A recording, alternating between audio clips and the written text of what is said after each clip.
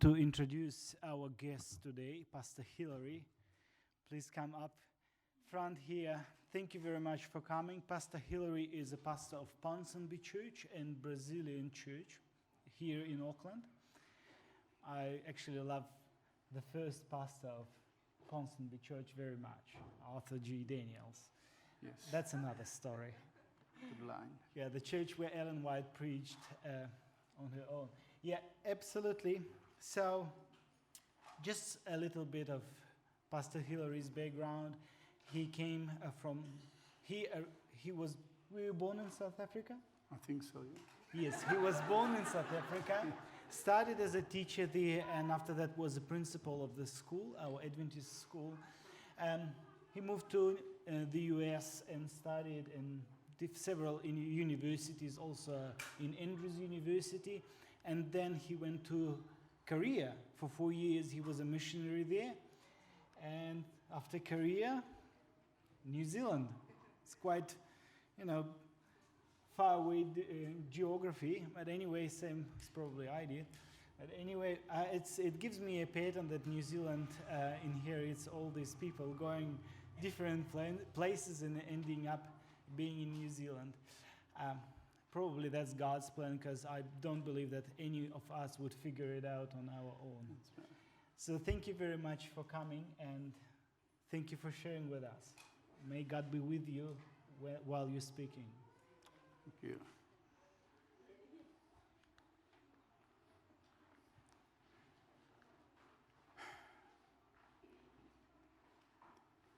I was the pastor at Henderson for 8 years, and from the second Sabbath, every Sabbath, there was a 4-year-old girl. Every Sabbath, she would come and meet me at the church. She would find me. She would meet me at the church, and every Sabbath she would come and she would give me a $5 note. Every single Sabbath. And of course, I thought to myself, okay, this must be her offering. And so I would put it in the offering plate, and I guess after a while she watched me. About 2 years later, she gave me, as custom was, $5. And I said, thank you. And then she said, this is not for the offering, this is for you. And I said, okay. And I said, now, why are you giving me $5 every Sabbath? And she said, well, we were at home the first Sabbath you came, and we were having lunch, and I heard them saying that you were the poorest pastor we ever had.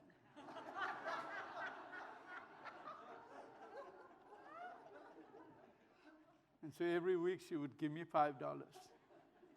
Give me $5. Give me $5. But I'm delighted and excited to have been invited to come and just share with you. And when Pastor Vitali, when he asked me, did something that is just weird to me, not to him, to me. And I said, what do I preach about? I said, the felt needs of Royal Oak. I don't. So what would you like me to preach about? And then he said that one word that preachers don't want to hear. He said anything. Anything. It all comes from there. Anything. I thought, are you serious? Anything? Can I preach about anything? And but then he said, but after the sermon, there will be lunchtime, fellowship lunch, and then we're going to have a seminar. A seminar on a subject of your choice again, anything. And he said, what are you passionate about? And I said, preaching. That's my field of study. And that's what I taught at Samyuk University. And that's what we do. And so this afternoon we'll have a preaching seminar for preachers and for hearers. Okay? It's going to kind of mess you up. Because after this afternoon, you're going to be stuck with the paralysis of analysis. You are going to analyze the preachers. Poor pastor. But, and you're going to put us kind of in boxes, right? But so if you really want to be messed up, you come this afternoon, okay? That's at 2 o'clock to the preaching seminar. And when he said, will you do that seminar? And we agreed on a preaching seminar particularly, then it was easy. And then I had to look for a sermon that fits, what's going to happen this afternoon. And so I want to preach a sermon. Some of you may have heard it before, but that's all right.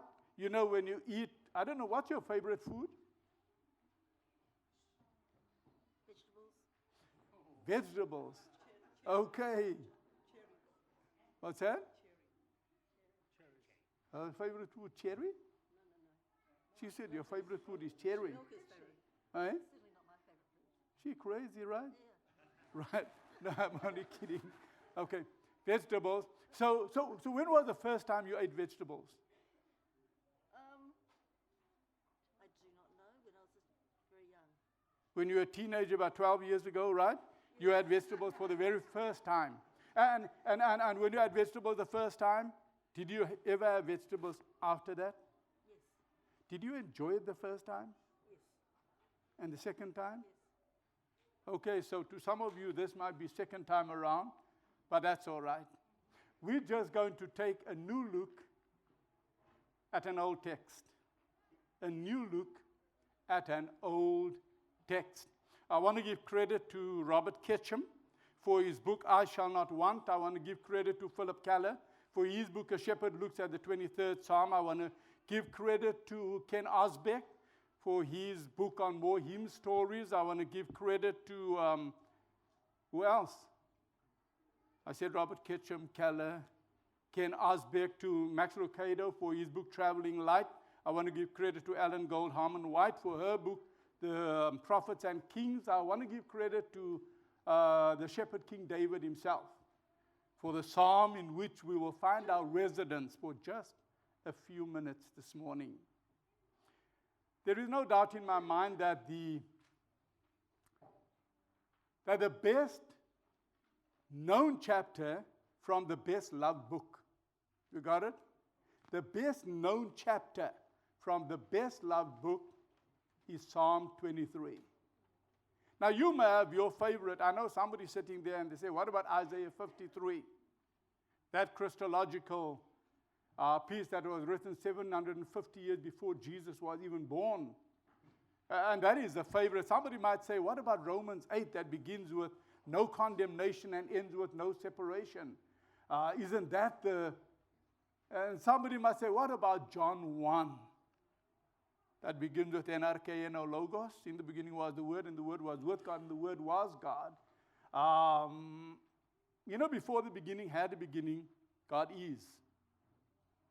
Somebody said God was, but God is. He's the eternally existent one. And so somebody might say, what about Revelation 21?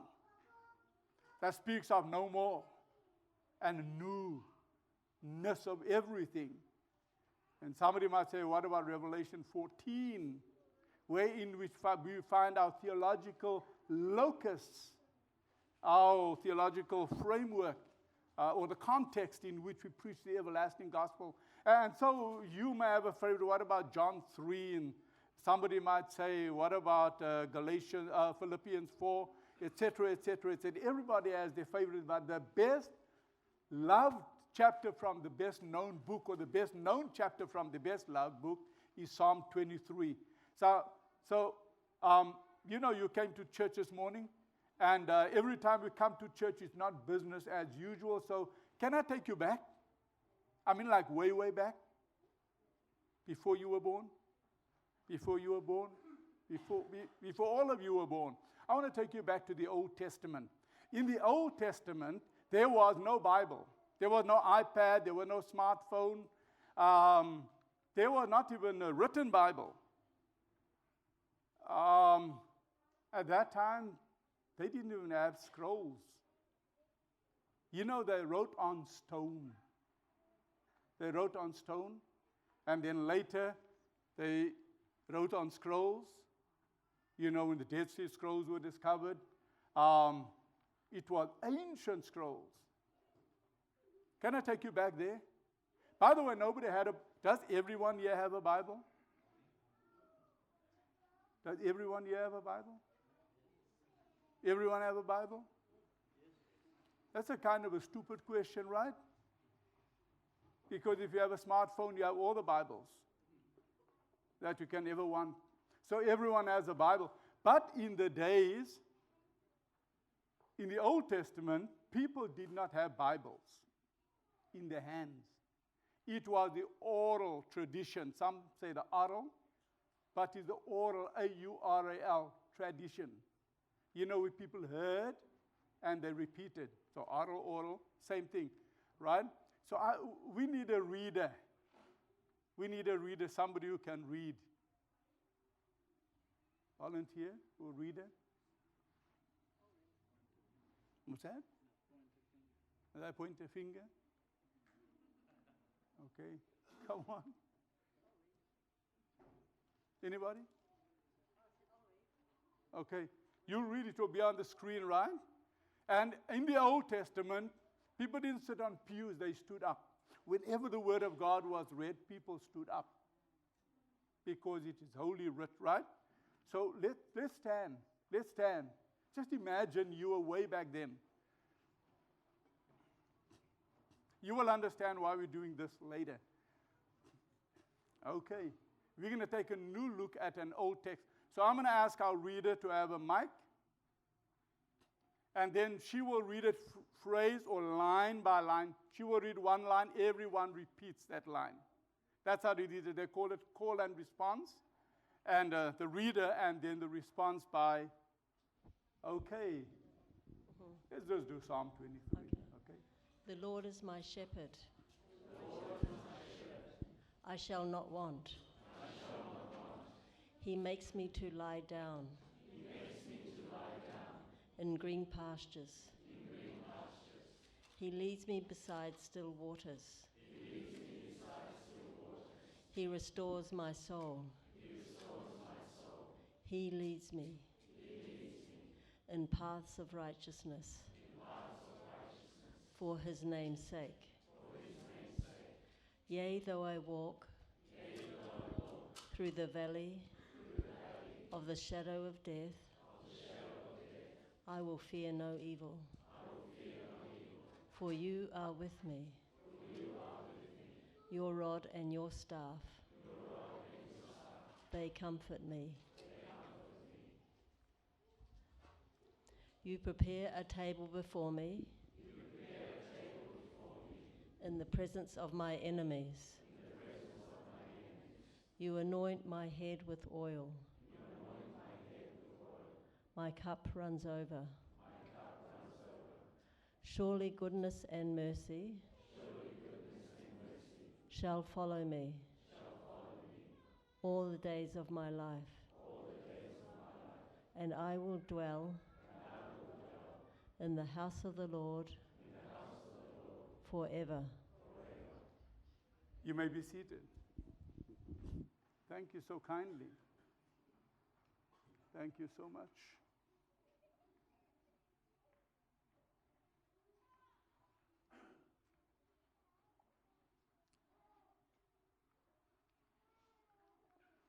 There was an old actor. You know, he was retired. And so what he did was, he would go from city to city, from town to town, and he would recite all the great classics. He would recite all those poems that you probably heard or that you may have memorized over the years. And always, and inevitably, when he came to the end of his concert, the end of his renditions, then he would give a rendition of the 23rd Psalm every single night. And every single night when he did it, his cadence was impeccable. His diction was perfect. His pronunciation was immaculate. Right? He was a trained actor. He was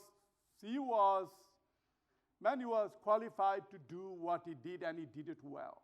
And so when you would come to the 23rd Psalm, that was the finale, it was the end of the concert. When he came to that, every night, the people would just rise as one, and they would give him a standing ovation that would last for 5 up to 10 minutes. Every single night. He just basked in this. He had a glow, when this happened every single night. One night, he was doing his concert and he came to the end and he was just about ready to he had that, how they have that pregnant pause? That pause. And everybody's looking up and everybody's anticipating.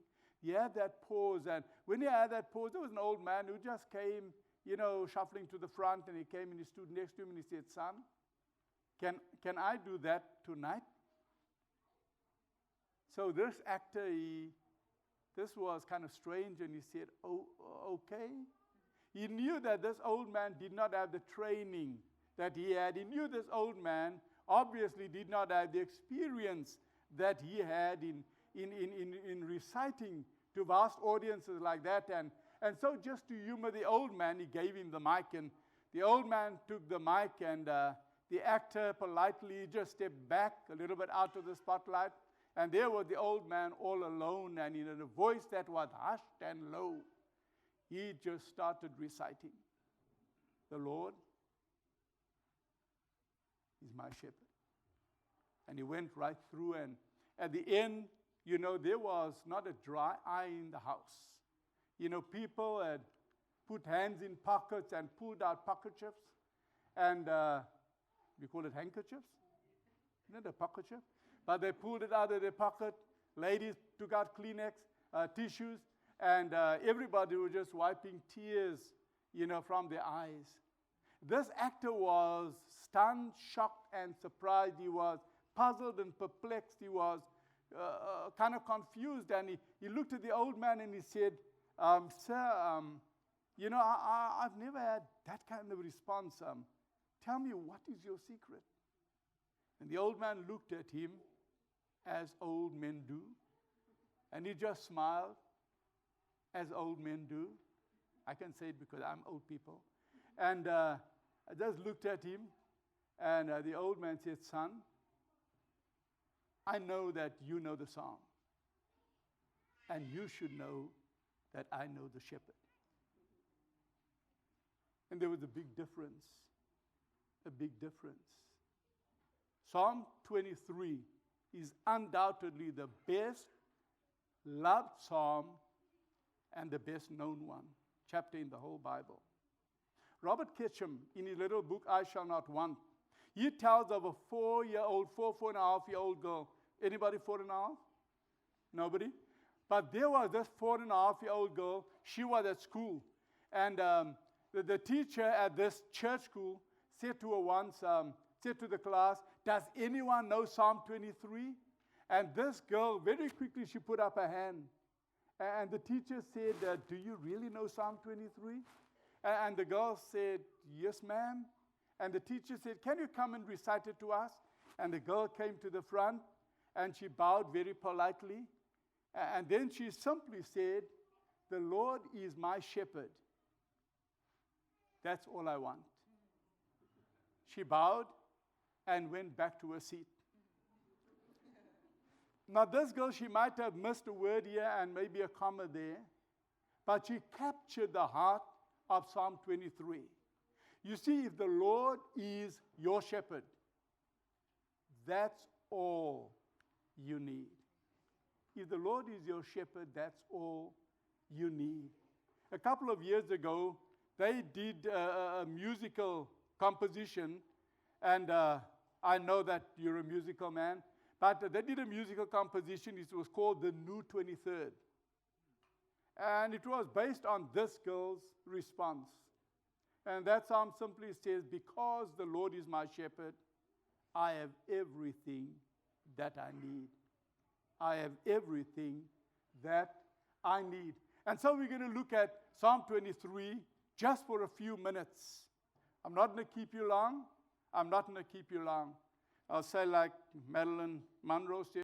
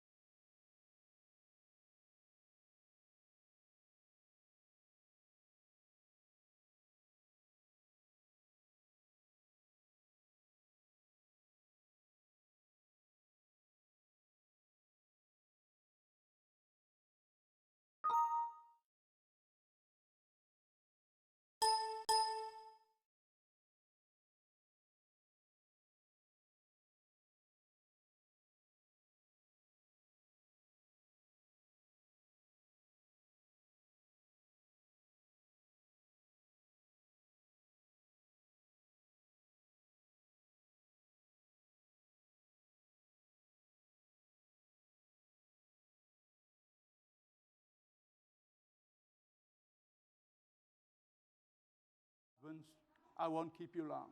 Okay?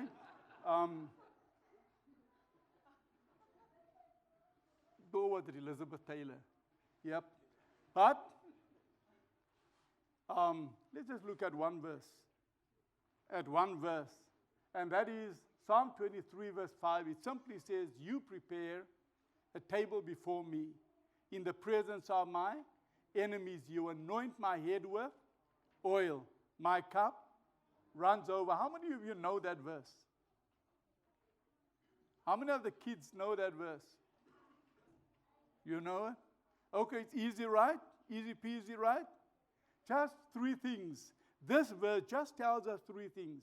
It tells us three things about God. And by the way, when your pastor said you can preach about anything, I asked myself, what is the subject of the Bible?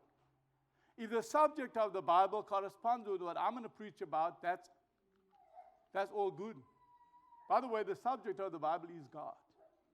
The hero of the Bible is not Samson and David and all these guys. The hero is always God. The Bible begins with, "In the beginning, God." The favorite text of all time says, "For God so loved the world." Even the 300 messages says, "Fear God and give glory to Him, for the hour of His judgment is come." Always remember that the subject of the entire Bible is God. The subject of our text is God. Our text just tells us three things about God. Number one, it tells us that we serve a God who gives us all that we need. Can you say that? We serve a God. Come on, dead church this morning. We serve a God who gives us all that we need. Can you say that again on your own?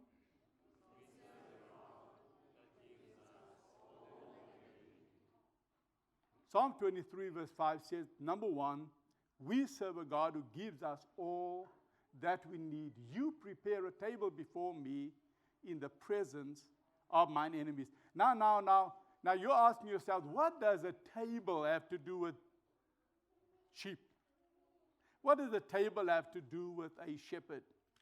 Now, up to verse 4, we've been in a field, but now we come to prepare for a feast. Up to verse 4, we've been on a trail, But now suddenly we see a table. We see a table. Can you imagine? Can you think of yourself as sheep for just a few minutes? Okay? Can you think of yourself as sheep for just a few minutes? Now, I know that sheep are the dumbest animals. This is not very flattering. Okay, it's not very flattering. But, I mean, you can go to the circus, right? And you get trained elephants. And you get trained monkeys. What else do you get at the circus? Tigers, lions, monkeys. You even get trained fleas. I mean, who's going to train a flea? You even get trained fleas at some circuses. But you will hardly ever, until I came to, what's the place, Agrodome? New Zealand has to be different, right? But before that, I always thought that sheep were the dumbest animals. The dumbest animals. And that's why they always get into trouble. You know, they get lost. And some of my friends on the South Island, sheep farmers, they tell me of nights when they have to walk that sheep. That sheep became so heavy that the sheep just sat down. And before the maggots could start on he had to take that sheep, that heavy sheep. And that's why I respect those farmers. They are so strong. And to pull up that sheep, sometimes use a 2x4, a pole, just to lift up that sheep. And then you have to walk almost the whole night with that sheep to get the blood flowing again. So sheep always get into trouble. And I guess that's why God calls us sheep, right? So just imagine that you are a sheep, okay? Now you know that that sheep, they will never eat when they are afraid. When they have wolves and lions and enemies on their mind, they will not eat. And if a sheep does not eat, a sheep will not grow. And if a sheep does not grow, the sheep will die. And so I know, I say again, it's not very flattering, but just imagine that you are sheep. Okay? But the flip side, the kicker is this, that in the Bible, wherever you find sheep, you find a shepherd. Okay? And whenever you as a sheep see sheep in the Bible, you will find the good shepherd. The good shepherd. So that's kind of cool, right? Okay, just imagine that you're a sheep. Now, up to verse 4, we've been in a field. And now suddenly it changes. The psalm writer changes. David changes. And he says, you. He speaks to God in the first person. You prepare a table before me in the presence of mine enemies. Now there's a book by Philip Keller. I've got it in the car. I was going to show it this afternoon, talk about it a little bit this afternoon.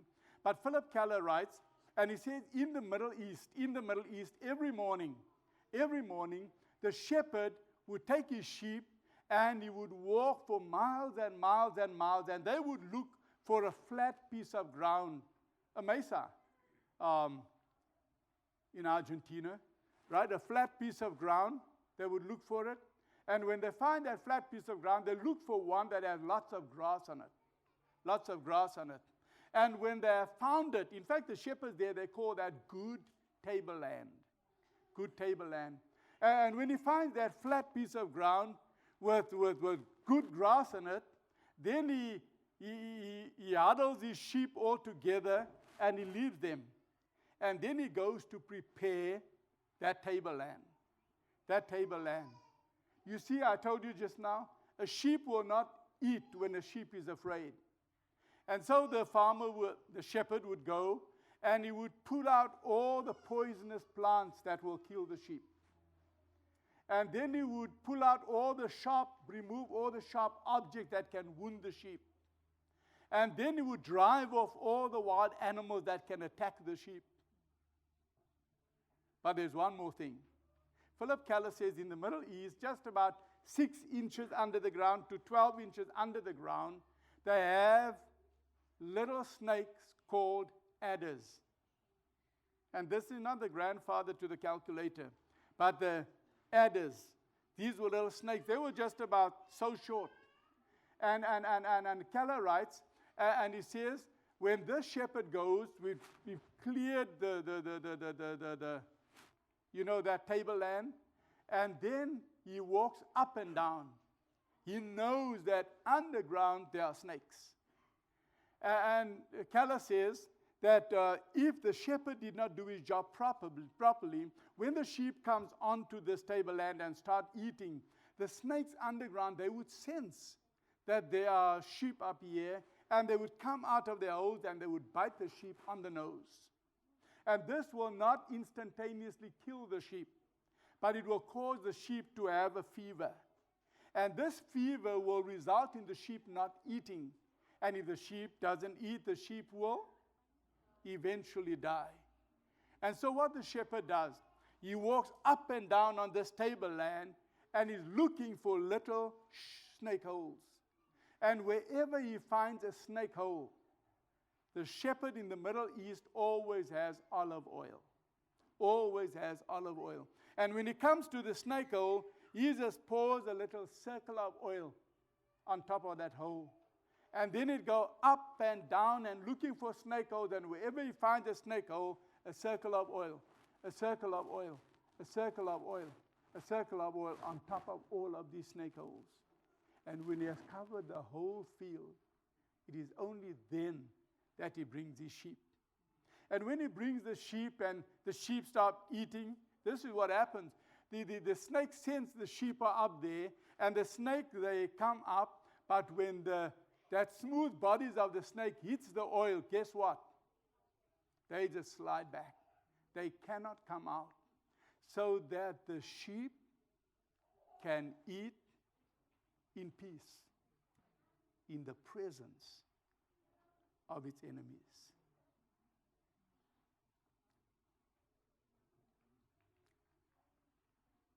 Now, you know that it's sometimes difficult to eat when you have critics on your mind. When you have haters hating the player and not the game. Even in the church, sometimes it's difficult. And so David was looking ahead in time, even at Royal Oak, and he knew there would be days like this, times like this, when sometimes people say things that would wound the spirit. And so he writes, and he says, "You prepare a table before me in the presence of mine enemy." Dan Wilson is a radio Bible teacher in North Carolina. He writes of the Cherokee Indians. The Cherokee Indians have a custom. You know, when their boys are about 12 years of age, 12, 13. Anybody 12? Nobody 12? Nobody's 12? Okay. Okay, come in.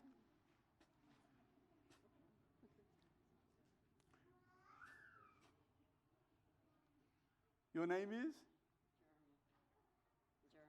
Jeremiah. Okay.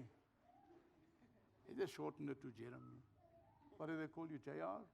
Just Jeremy. Just Jeremy. So your friends call you, hey, just Jeremy. Okay. Okay. Now, Jeremy is 12. Jeremy is 12. Now, if you are a Cherokee Indian, right, and when you're 12 years old, you're becoming a man, there is a practice that they have. The father, I'm your father, okay? Just today, okay? The father would take his son out into a forest or a woods, into the bush. Would take his son out in the bush in the middle of the night. When it's dark, the moon hasn't come up yet, it is dark. And then the father would take his 12-year-old son into the middle of the forest, and you would take him there, and this boy is thinking that he should be thinking of the movie that he's been watching on his iPad. And what in the world is Dad doing taking me out here in the darkness? I don't even have a flashlight. And the dad takes him out there, and then the dad says, "Son, do you trust me? Do you trust me? Yes. You don't even know me. Okay. Okay. No, he's good. He's good. Right? He knows the script. Okay. Son, do you trust me? He says, like Jeremy said, yes, Dad, I do. And then the father says, now, son, I want you to know, I'm going to leave you now. But I want you to know that nothing will happen to you tonight. But I want you to stay right here. And the boy says, yes, Dad, obediently. And so he stays there and the father disappears. Now, this is 12:30, it's the middle of the night, it is pitch dark. And he's there, all alone. Now, when the father's gone, not even 2 minutes, every movement to Jeremy, every leaf that falls, every bit of wind that blows is a wild animal, real or imaginary. He is scared spitless, right? But he's standing there like a statue. He doesn't want to move. Will you be scared? Yeah, I would. I don't like the dark. But okay, he's standing there and he's scared. And he's thinking, what is my dad thinking? He's calling his dad all of those names that his mother sometimes called. No, his mother didn't call his dad. But okay. Right? So he's standing there. And this is the custom. This is the beauty of the custom. When the night goes by and the sun rises, you know how that light comes and it goes into every nook and cranny and it just lightens up? And when his eyes get accustomed to the light, the first thing he sees, just a few feet away, is his dad with weapons ready to protect him. His dad had been there all the time. Thank you, Jeremy. Thanks so much. His dad had been there all the time. Always remember that the Bible says in Joshua that I will never leave you. I will never forsake you. Before my mother died, I asked her about that one.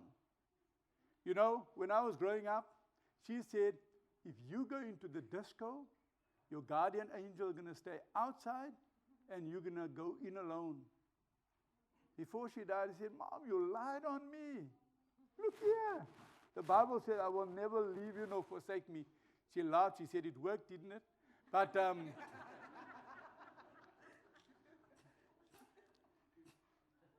I will never leave you.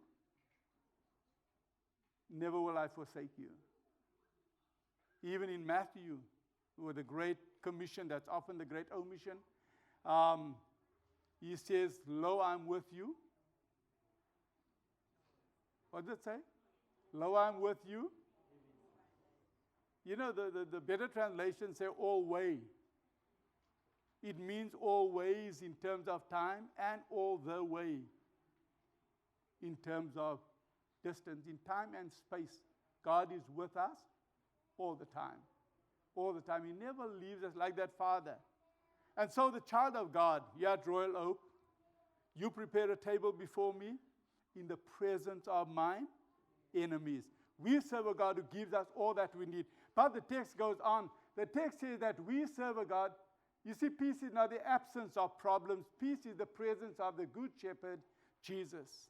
Presence of the Good Shepherd, Jesus. The text then says that we serve a God who gives us all that we need. But then it says that we serve a God who gives us just what we need. We serve a God who gives us just what we need. It simply says, you anoint my head with oil. Keller writes again. Keller says, over in the Middle East, many times you will come there and you will see a sheep. You see a sheep away from the other sheep. The sheep is at a fence post or at a wall or at a tree, and the sheep is just knocking its head against the wall.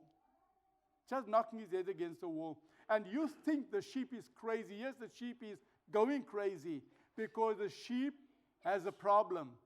In the Middle East, the biggest enemy of sheep is not lions, it's not bears, it's not even snakes. It's what is called a nose fly. The sheep is there minding its own business. When these nose flies They have no business doing it, but they come and just fly up the nose of the sheep. And they lay their eggs there and they fly out and they go on their merry way. And you know when that egg gets ready to hatch and that larva, you know it makes a humming sound?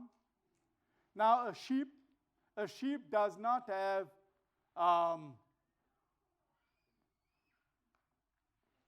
handkerchief. Right?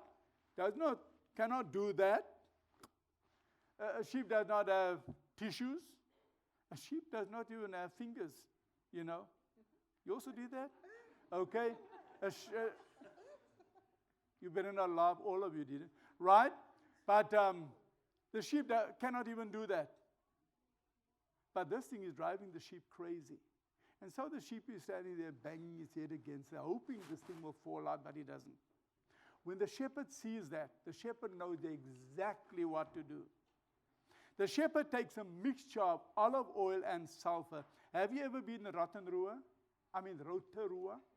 Right? It smells weird, right? The first time I came, I was looking for the big bowl of boiled eggs, like your story, right? But there were no big bowl of boiled eggs. My daughter told me, the place smells like this. And I asked somebody, now, why does this place smell like this? They said it's the sulfur. So the shepherd, he takes a mixture of olive oil, because olive oil can penetrate, right? Where water cannot even go. Olive oil will penetrate. And sulfur will kill that thing dead, right? That's in the nose. It will really kill it. And so the shepherd, when he sees that, he takes this mixture of olive oil and sulfur and he pours it over the head of the sheep. And he rubs it in. And in just a few minutes, that fumes of the sulfur, it goes where the fingers, the sheep's paws cannot go. And it kills it, and it falls out. And it falls out. You see, we serve a God who gives us all that we need, but we serve a God who gives us just what we need. Did you know that God knows everything about you? I mean, like everything. I always say the difference between adults and youth in the church is that adults are just more experienced sinners, right? No? Not at Royal Oak, right? But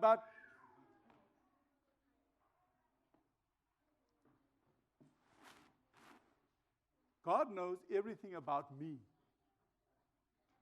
And God loves me anyway. Isn't that amazing? I don't know how you sin, but sometimes I sin in my head. You know, the older we get, the less hair we have. You know, we start sinning in our heads. We think just weird stuff sometimes. And I think, ouch, shouldn't be thinking that stuff. But we serve a God who gives us all that we need. We serve a God who gives us just what we need. God knows. You know, the point I'm making is that God knows everything about us. Psalm 137, is that right? Verse 3, it says, even before a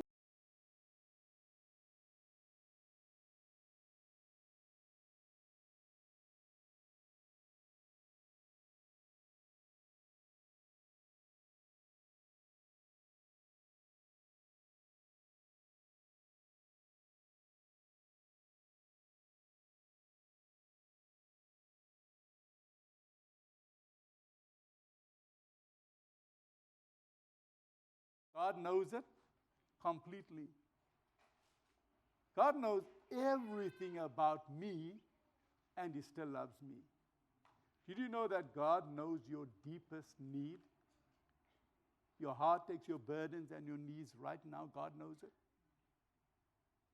And one day when I get to heaven, I'm going to ask God, if you knew everything, why did we have to pray? Many times I listen to people pray and they're lecturing God. They're telling God, you know, God, you said in your word. God wrote the book. Why remind Him?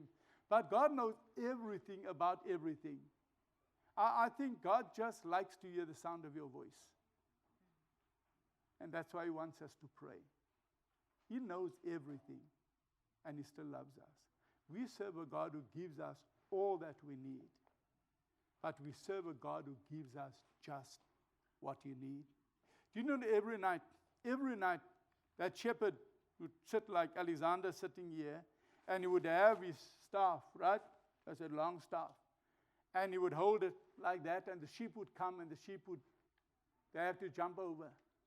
And when he jumps over and they land, the shepherd knows exactly whether there's a bruised foot or whether everything's all right. And so they jump over, they jump over, they jump over. And then the shepherd goes and he feels, the wool on their head, if there are any nose flies and things like that. But did you know the shepherd does it for every single sheep? If a shepherd has 1,000 sheep, guess how long that's going to take? And if Christ is a good shepherd, then he doesn't love you more than he loves you. And he doesn't love you more than he loves you. He loves all the sheep the same. He knows exactly what we need. And so the text simply says, you prepare a table before me in the presence of mine enemies. We serve a God who gives us all that we need. Then it says, you anoint my head with oil. We serve a God who gives us just what we need. But then the text ends like this. It simply says that God gives us more than we need. He gives us all that we need. He gives us just what we need, but he gives us more than we need. He says, my cup runs over. My cup runs over. Now I know if you're like Gary, if your cup runs over, he's going to go looking for a bigger cup. Right? Now in the Middle East, is your cup running over? Not always. Is your cup running over? In the Middle East, they have this custom. If you come into a home, any home, you come in, the first thing they do, they give you a cup. And if they're drinking water, there's water in the cup.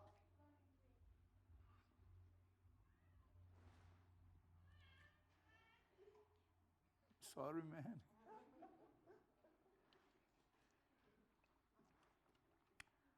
But this is the custom. When you drink and your cup gets towards empty, they will fill your cup. Okay? The host, when your cup is almost empty, will just walk to the pitcher and you'll keep on filling your cup. You keep on filling your cup. And I was at a restaurant, Brother Kim. I was at a restaurant in Itaewon. You know Itaewon? Yeah. Right? Close to Namyong? Yeah. Okay. I was in a restaurant. It's a Middle Eastern restaurant. When I came into the restaurant the very first time, there are these big glasses like that, right? Filled with water. And these guys, they were just walking around. I don't know what they paid them for, but they were just, when your glass goes, they just fill it. I guess maybe they thought the more water you drink, the less curry you'll eat. But they would fill your glass with water. And the longer, if they want you to stay, if they decide they like you, they'll keep filling your glass. Keep filling your glass. I don't know what will happen if they stop filling your glass. Probably means hit the road, Jack, right? So they keep filling your glass.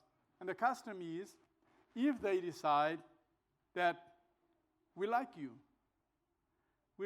to spend the night, to sleep here, they will fill your cup and they will let it overflow.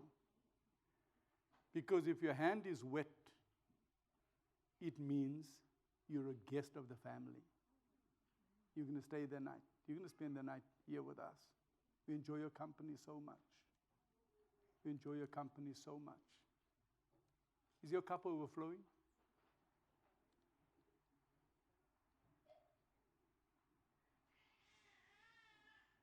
You don't know? Our cups are always overflowing, especially as Christians. You know, our cups are overflowing with forgiveness right now. Right now. It's overflowing with forgiveness. Isaiah 55 says, let the wicked forsake his ways, and the unrighteous man his thoughts, and let him return unto the Lord, and he will have mercy, and to our God, for he will abundantly pardon. Are you forgiven?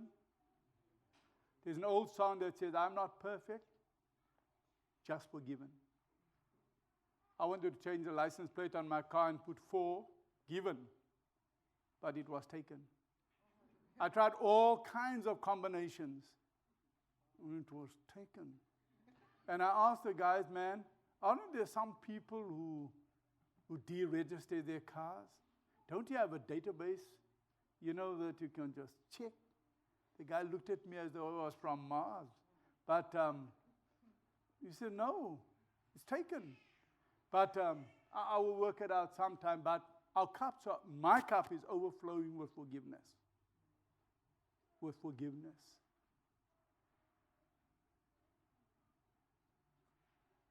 My cup is overflowing with joy.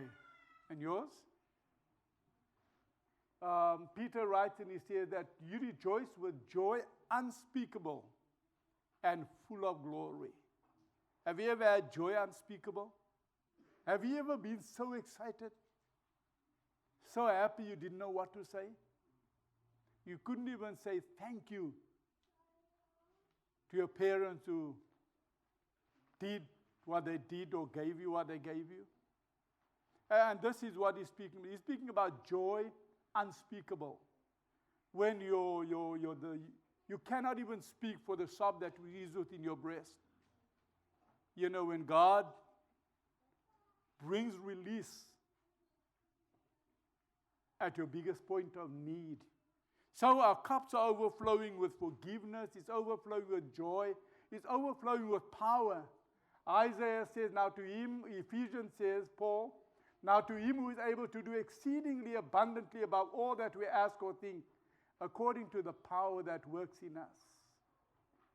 I was trying to explain this to the church the other day, the Brazilian church. And I asked the translator, I said, now, Messi is the best player, right?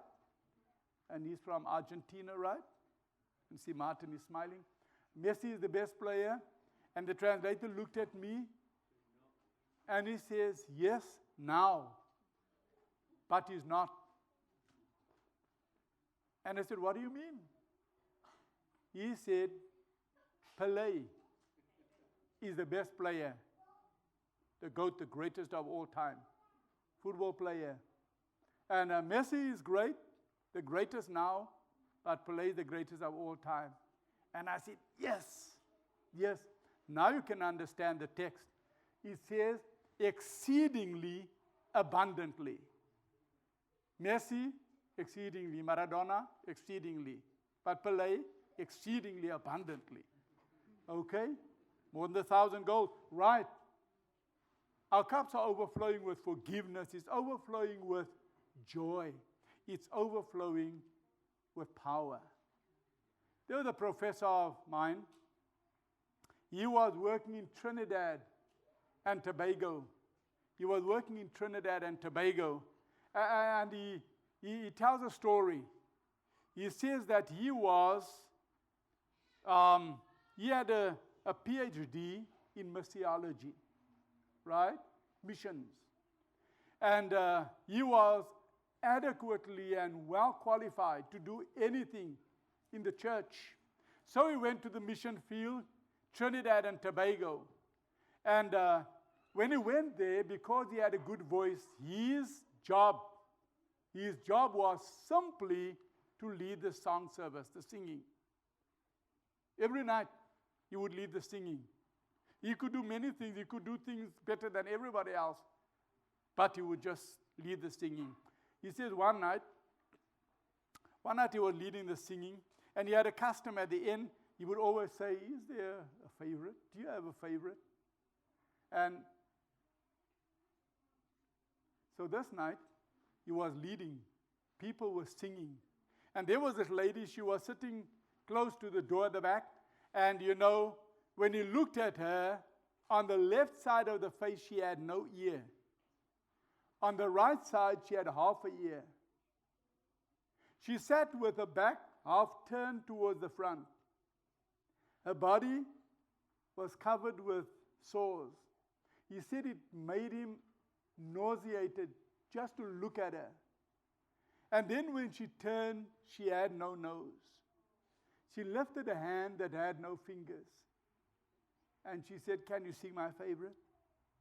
And he said, "Okay, sis, what is your favorite?" And she said, "Can you sing Count Your Blessings?" Doc said that, you know, he couldn't lead that song. He just ran out by the side door and he went to stand under a tree while the people sang. And when he stood there, a young student came to him and said, "Hey, Doc, I guess you won't be able to sing that song anymore." And he looked at this boy and he said, "Son, I will be able to sing it, but I'll never be able to sing it the same way again." I came and I took a lot of time just to tell you that Psalm 23 verse 5 tells us that we serve a God who gives us all that we need. But we serve a God who gives us just what we need. And we serve a God who gives us more than we need. More than we need. And the greatest response to this God is to give him just what he needs and just what he wants. And there's no greater testimony in the Christian church than when someone decides that they're going to give their lives to Christ and go into the watery grave of baptism. I know that you've all been baptized. There might be somebody who's never ever been baptized. Baptism is simply when you say, "Lord, here's all of me for all of you." Because you're a God who gives me just what I need, gives me all that I need, and gives me more than I need. We're going to sing our closing song, but just before we sing it, let's just look at a very real life demonstration of how someone responds to this amazing God.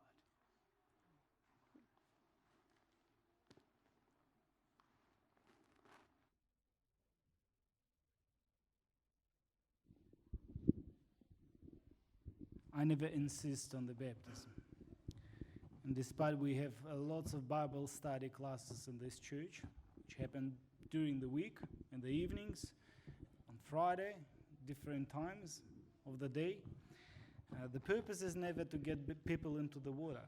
So sometimes they need to ask like 3 times, "Pastor, I want to be baptized." And I know if people are asking for 3 times, it means that they're really interested in the subject, in this thing. So we had around half a year Bible study. We learned about the Lord, about his purpose. And today is the day when Dinda said, "I want to be baptized because I believe." So I would like to ask you a couple of questions, Dinda. What is the gospel? It's Jesus' death and resurrection for our sins because death couldn't hold him back. Yes, death couldn't hold Jesus him. dying for our sins and resurrected because death couldn't hold him back. Okay, that's good. What was the purpose of Jesus' death? Because sin was a separation from God, and Jesus purchased us by dying for our sins. Very good. So what's his purpose right now? What is he up to? Jesus just wants to be in us, and without Jesus we will die.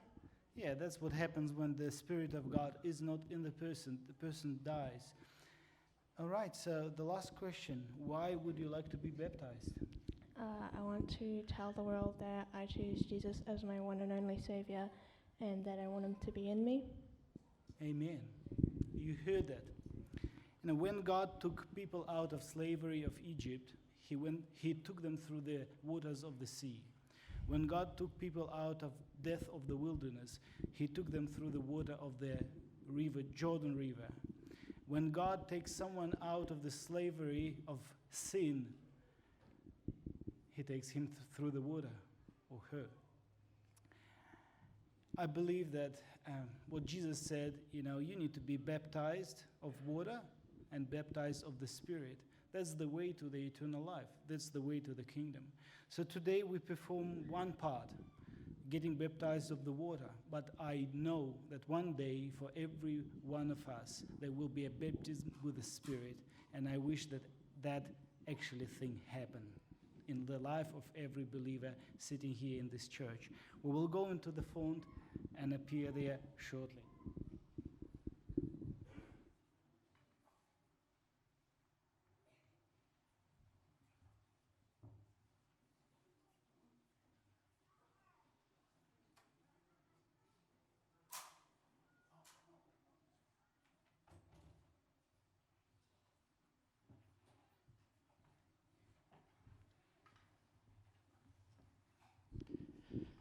As the baptismal party is changing, let's sing a song.